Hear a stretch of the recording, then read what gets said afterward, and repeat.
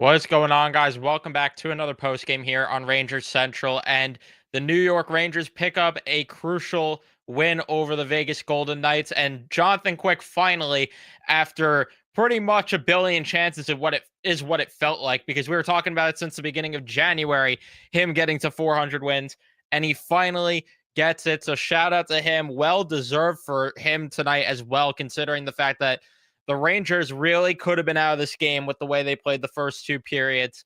But all of a sudden, that third period, they finally showed up, and it ended up resulting in the Rangers getting the win tonight. So on your way in, please be sure to leave a like, subscribe if you guys are new to the channel, especially if you're Ranger fans, and turn on your notifications so you know when I upload or go live on the channel. And man, it's crazy.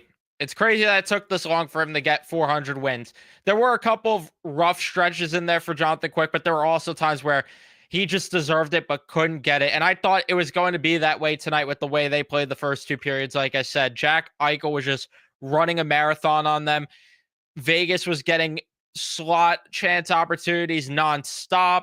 Vegas was getting high danger chances. You had Eichel just, like I said before, absolutely pantsing them. He scored on the power play. He also had one at even strength. But the Rangers, again, that third period stepped up. And the biggest thing is the power play actually showed up for the Rangers for once. A power play that has been abysmal all season long finally showed up, and JT Miller's been unbelievable on that power play. He's been unbelievable. And I'm impressed with what I've seen 2 games in with him. I'm definitely impressed with what I've seen. I'm trying to think of how I even want to go with this, because honestly, there's really not a lot to it other than, again, I'm just so happy that Quick finally got that. I'm very happy that Quick got to 400 wins. That line tonight, Panarin, Zibanejad, Miller. JT Miller, man, he was driving the play on that line. And it didn't, after yesterday, I thought that, or I should say yesterday, when they were out there for the first few shifts, I was impressed. And then they broke that line up. And on top of that, they did start to slow down as the game progressed. And I was like, are we really going to have to break up the lines and continue to plug and play and see where JT Miller works? But that line tonight was consistent. You got good play from them. You got good play from the power play, and a lot of it was because of him. And I know this is where, again, you don't have to tell me, Dimitri. That was my stance the entire time with it. That was my stance the entire time. But yeah, there was also a couple of chances where they were hitting the post, and I thought it was going to bite them in the ass. Chris Kreider not burying some easy opportunities where I thought it was going to bite them. But let's break down the goals tonight, because, like I said, I thought that this was going to be a loss for damn sure. I really did not feel good about this one, because a late power play for Vegas, thanks to Ryan Lindgren, who still needs to sit, by the way. Don't care that they won the game. He needs to sit. He's been terrible. And yeah, Keandre Miller had just a terrible block attempt, and Jack Eichel, man, it's just, I wish still that this guy ended up being a Ranger. I wish, because that goal there was just beautiful. Second period, though, comes along. Alexi Lafreniere early in ends up tying this game up, as Fox ended up coughing it up, but Lindgren ended up recovering there, which, again, I know I just said Lindgren should sit, but he did have a decent play there. They come the other way, and then Fox ends up jumping into the play. A beautiful feed over to Lafreniere, who gets the open net to shoot it on. That ended up tying the game at 1, and then it ended up being 2-1 a little bit after that, as Jack Eichel, again, just absolutely hanging his nuts on this team right now. Ryan Lindgren with just a terrible step, and then here comes Jack Eichel, who ends up scoring the goal.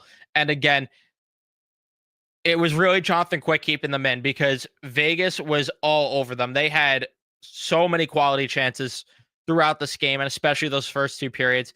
The third period, though, the Rangers finally woke up, and gave you something offensively, started to generate chances, which led to them actually getting some power plays in the third period. And they would end up scoring on one of those power plays as JT Miller ended up firing it on goal. Mika Zibanejad just had to tap it in to end up tying this game up. And then they took the lead as, again, just that line that JT Miller is on, and they were cycling. A good forecheck there by Panarin, which I never thought I'd see the day. Finds Zibanejad, who finds Keandre Miller, who snipes it, makes it 3-2. And then they get a late power play, which was crucial because honestly, if they didn't get that late power play, I don't even know what would have happened because Vegas was getting really close when they pulled the goalie to uh tying or not tying it up, but cutting it within one, and then maybe who knows if they tie it up there. But yeah, Mika Zibanejad, just a good feed there to Artemi Panarin that ended up. And I thought Panarin wasn't going to score there because he waited so long to actually shoot the puck there. But JT Miller, the way that he is moving on the power play is changing things so much right now. It really is. And man, it's beautiful. It is beautiful to watch. You had that Will Cooley fight as well, as he just absolutely leveled Petrangelo. And then they ended up fighting there. I thought they maybe should have called an instigator there, but either way, it is what it is. It doesn't matter in retrospect, but it's just what I thought in the moment that they probably should have called that there. So, yeah, still a lot of slop in this game, but they showed up in the third. The power play actually got their act together, which is something that has been holding them back all year, and it's the reason why they are where they are, because a team that is, like we've said for a while now, power play merchants. If you're not scoring on the power play, you're not going to win games. And they scored on their power plays tonight. They played a better third period, and they won the game. So we'll see what that means. Yeah, we'll see what it means on Wednesday as they play Boston, who again, that's a rematch game there, and they got to win that one if they want to make the playoffs. Simply put, they have to win that one because they didn't really gain that much progress tonight, unfortunately. I mean, they passed Montreal and they got out of their tie with Pittsburgh and Philly, but which they already had games in hand on them either way. But you know, you didn't really gain anything. The Islanders, they lost, which did help out a little bit, but Detroit keeps winning, and then Boston's still ahead of you, and so is Tampa Bay.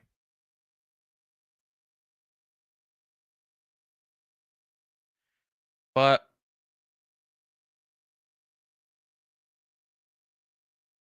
yeah, like I said, leave a like if you haven't subscribed, all that stuff. Let me see what you guys are saying in the chat though, as I continue to just discuss this game.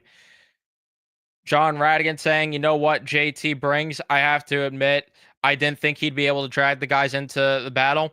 We'll see if that continues. It is one game because let's also not forget that the last game, yesterday, that is, it was the opposite where JT Miller, you thought was maybe going to drag them into the fight and he didn't.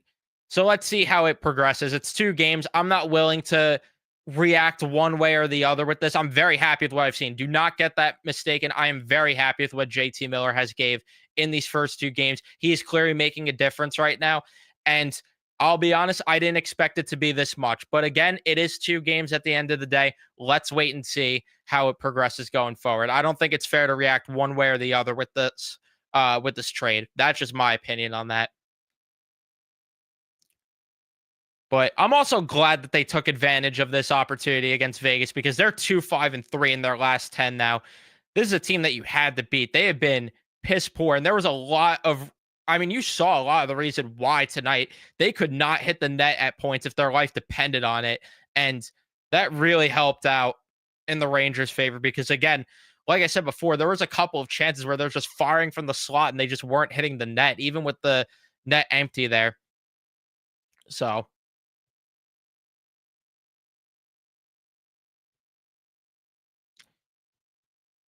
you absolutely got to win this game.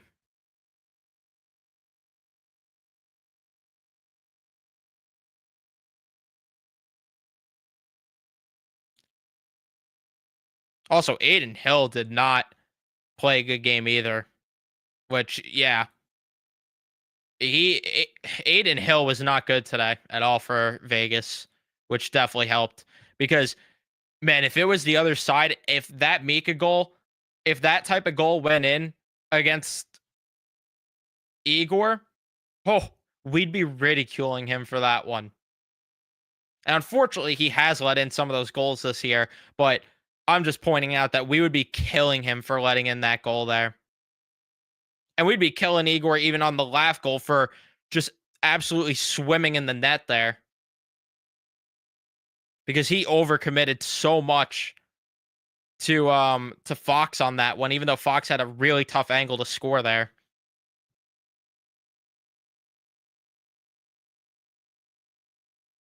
Yeah, Anthony. I know. I absolutely know, man.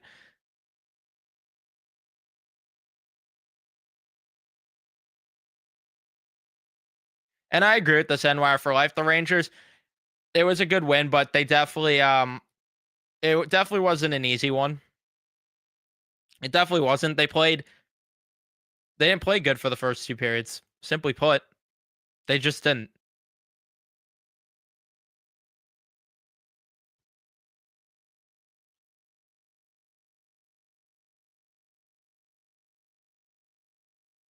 Yes. Absolutely, Matt. Massive congratulations to Quick on 400. Completely deserved. Very happy for Quick because like I said before, he really kept them in this game. He absolutely did.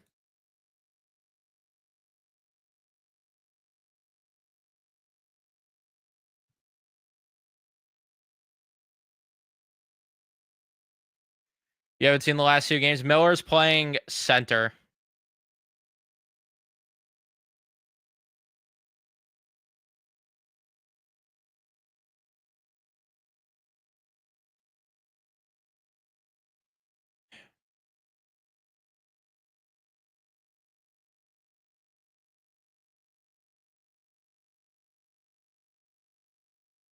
Heedle's been noticeable tonight for Vancouver. I haven't even checked into that game. But that's good. I'm happy for Phil then. I hope Phil goes off in Vancouver. I can't talk. I hope he goes off in Vancouver. I really do. I wish nothing but the best for him. I'm just sad that the injuries it went down the way it did with the injuries because he could have been a legit top six forward for this team.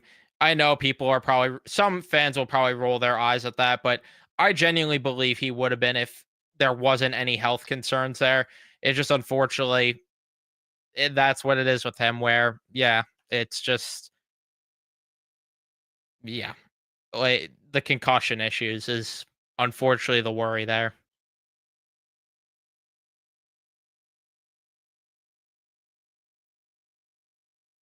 And yeah, this is true as well. Miller drove hard to the net and tied up the defenseman in front of the net on last goal, doing the work all over the ice. Yeah, yeah. He's been he's been better than I expected. I'll admit it, man. I really will. And again, it is two games though. So I like I mentioned before, I'm not going to react one way or the other of this, but he's definitely been he's definitely been impressive in these first two games. We'll see. Like I said, it's two games. Let's see. I hope that ends up being that way though. What were my thoughts on Keandre Miller overall? I thought Keandre Miller played a solid game. The goal was great. I thought he played solid. The only defenseman I really had a big issue with was Lindgren, who needs to sit.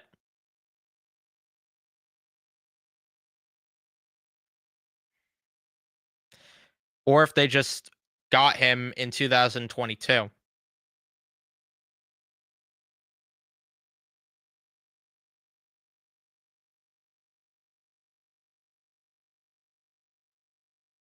which is what they should have probably done, honestly. just get him when it would have made sense. That's really what the biggest issue was for me. Who knows? Hopefully Lindgren is as good as gone, Gavin.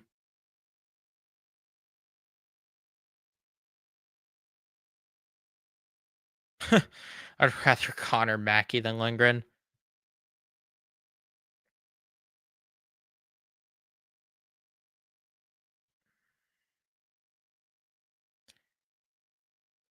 Yeah, I mean the big thing here is if.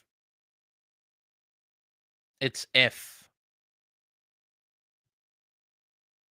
because it's funny it is funny though seeing like everybody jump into the conclusions 2 games in one way or the other. Like yesterday it doesn't matter, this team still sucks even though JT Miller's here, and now today it's like, oh, throw the C on JT Miller. Like, let's see. Let's see.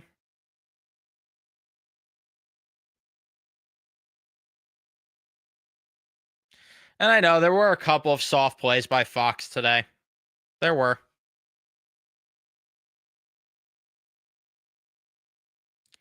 Jones needs to play. I would say him or Brandstrom.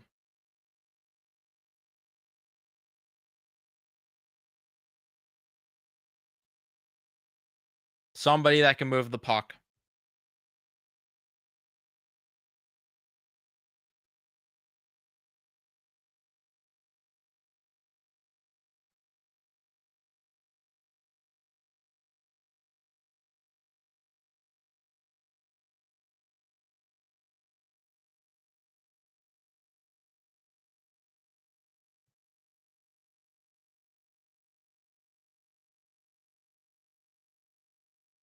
Yeah, I would be okay with Brandstrom being up on the roster. I would be okay with it.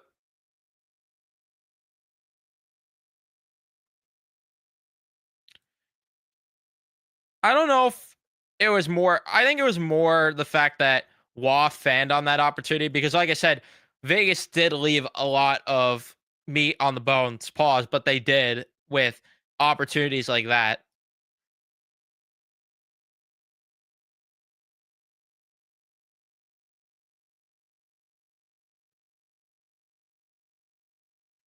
Yeah, I don't know why VC was in instead of Kaliev, Kaylee. I don't know.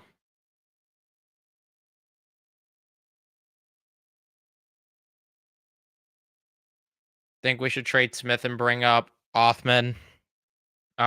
Need another player that gets under people's skin. If they don't think Othman's ready, they don't think he's ready. I haven't kept up with how he's doing, but he also did have an injury at one point. So I don't know.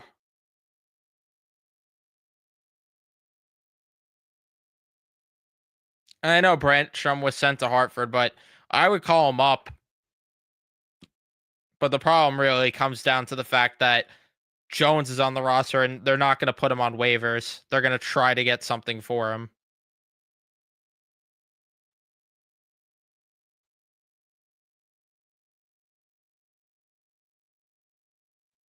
Yeah, no agent. I'm worried about that too, man. I really am. It just wouldn't shock me if that ended up happening, that they end up with the 14th pick.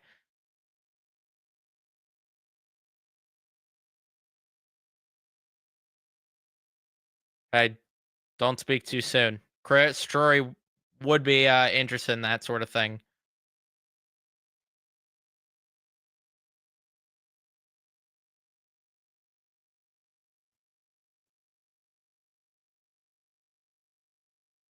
And I get that, but at the same time, they're not going to play him. So at that point, then put him on waivers. If you don't trust him enough to use him in any regard, then just put him on waivers at that point. And if you're getting nothing for him anyway.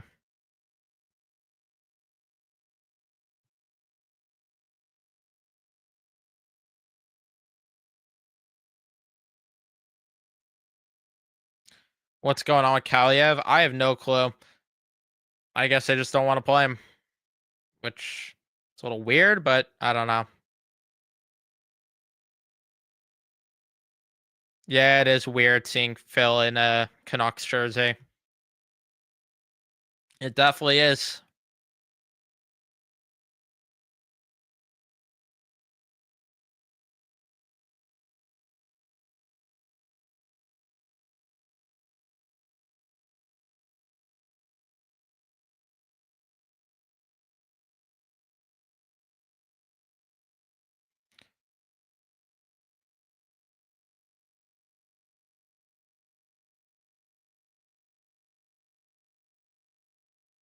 Yeah, I mean, this is really it, John.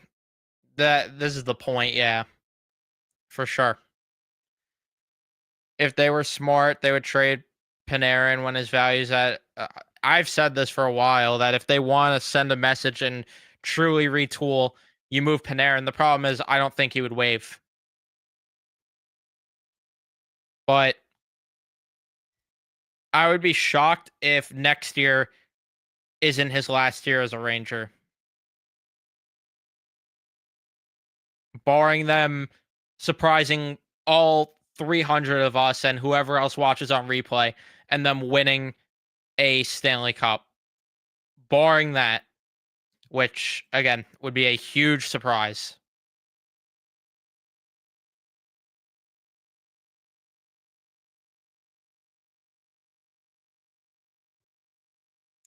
Yeah, that's my point. Panarin loves being here. I don't see him waving. I just don't at all.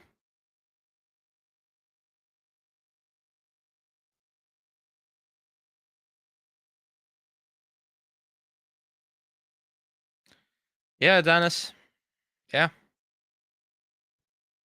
100%. That JT Miller looks good. He's playing a full 60. Everyone else is not. Yeah. Although I didn't think he played that great in the second period today. I'm not nitpicking there, but I'm just simply pointing out there that the second period I didn't really notice him that much. But I get your point still. Your point is still very valid.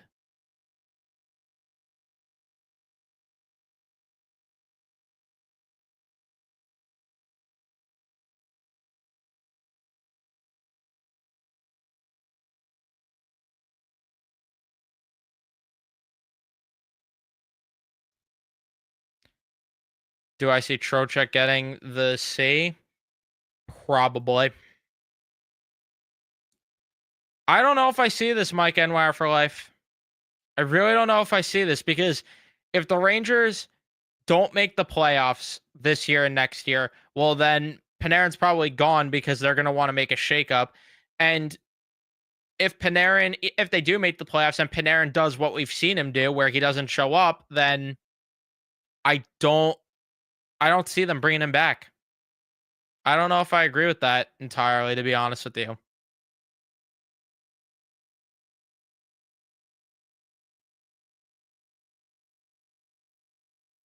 Well, that's just my opinion, at least. I could be wrong. I've been wrong plenty of times.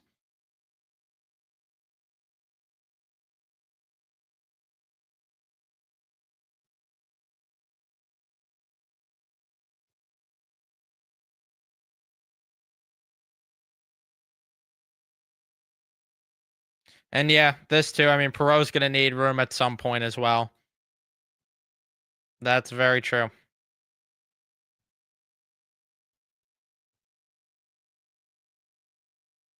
But at the same time, I mean, we've seen this team alienate the younger players before, so who the hell knows?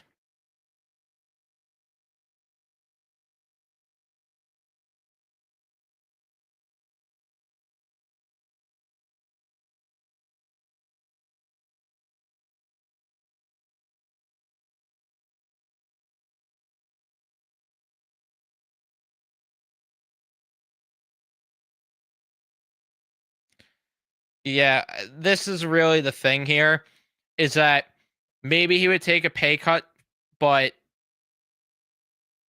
I don't think, again, I just don't personally think if he continues to struggle in the playoffs or if this team straight up doesn't make the playoffs, Why would the Rangers keep him around? The problem is we have to see it to believe it with Panarin at this point. He has to show us good postseason play before we could talk about a contract extension there, which I cannot even believe his contract's up after next season.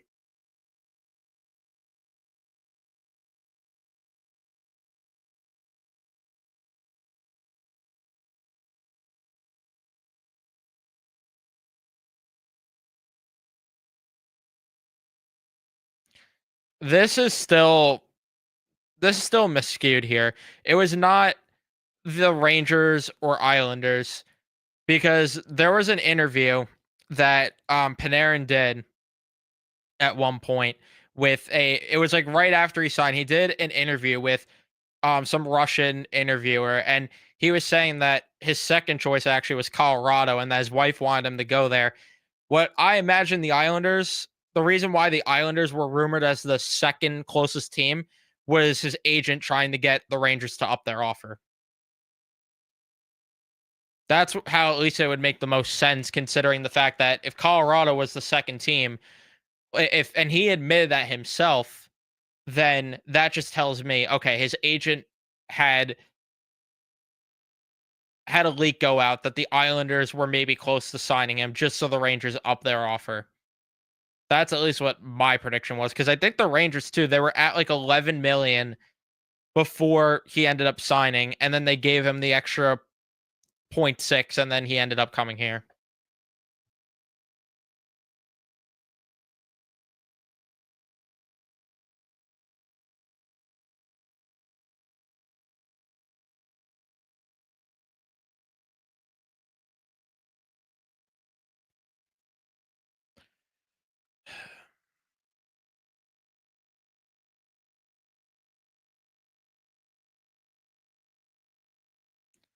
I don't know if Drury hates Panarin entirely, but I just don't I just don't see Panarin sticking around because of how piss poor he is in the playoffs.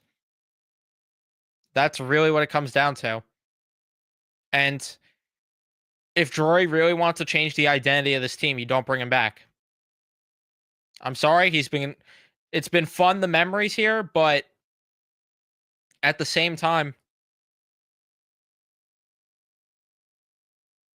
that's just what it is.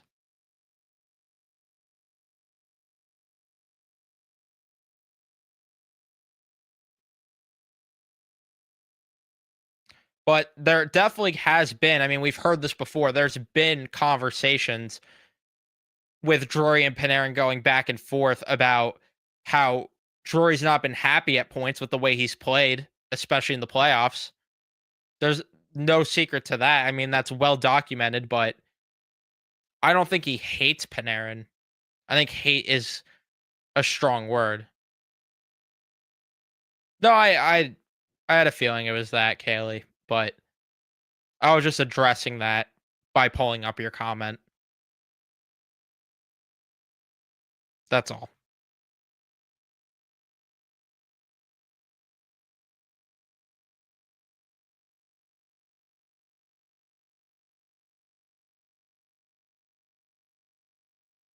Yeah, and then Panarin shaved his head. Unreal.